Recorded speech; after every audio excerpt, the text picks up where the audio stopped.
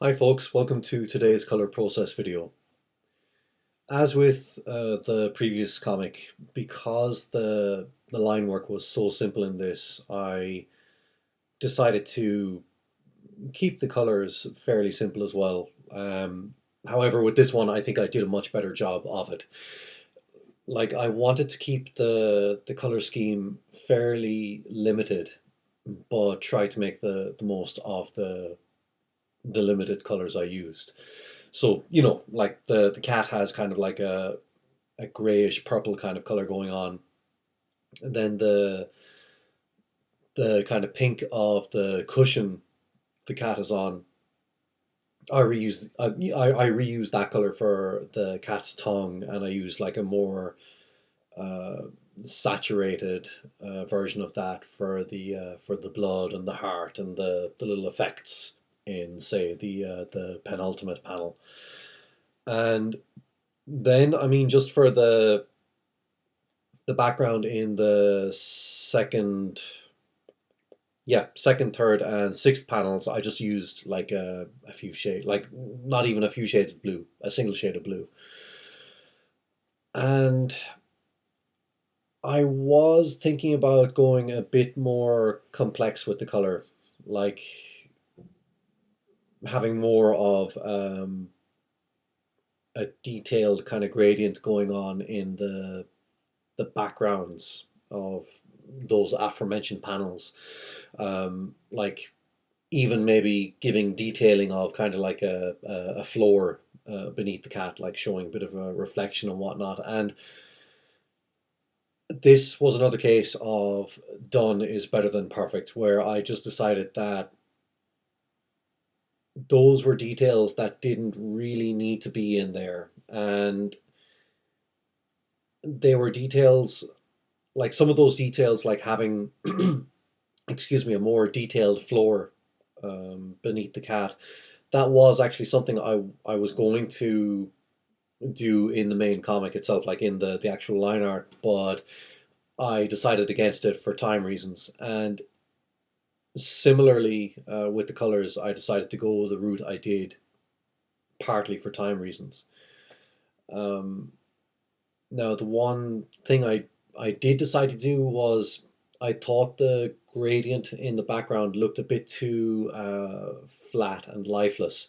So I just, using a brush tool, I've mentioned it before, called Grainy Janie from Frendon's brush set, I just added like a touch of a slightly darker shade of that blue beneath the cushion the cat is on, just to give just a slight bit of texture to that part of the panel and give some impression of a floor.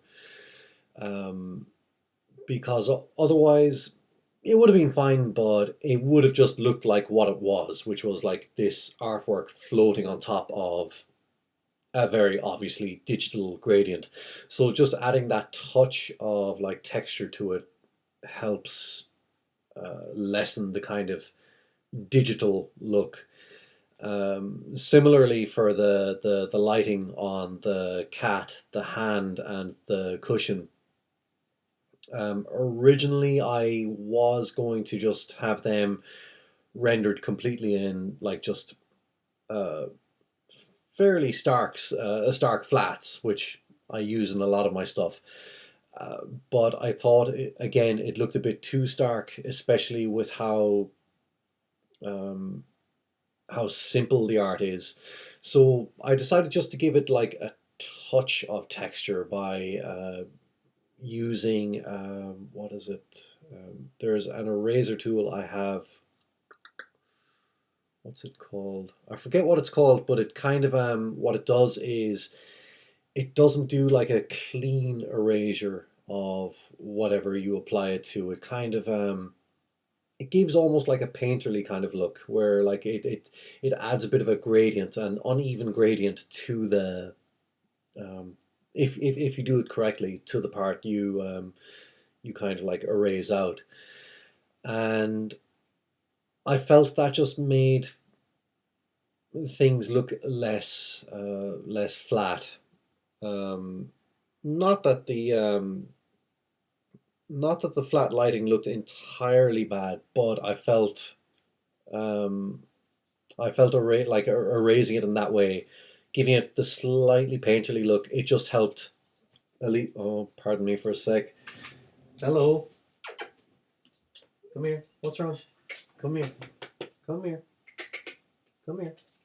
Pardon me for a sec here. Come here. Come on. Come here. Oh. uh, Say hello to Rosie, my parents' dog. She's feeling a bit lonely, so hello. Um, so yeah, where was I? Yeah, so the eraser tool I used, it was just an attempt to make things look a little less flat. And apart from that, like this comic I found was far more enjoyable as well as easier to color than the previous comic. The previous comic, it was fine, but it felt less like I was coloring and more like I was, painting by numbers. Whereas this actually felt like I was doing something. I still don't think it's the best job I could have done, but it's certainly better than I thought it would be.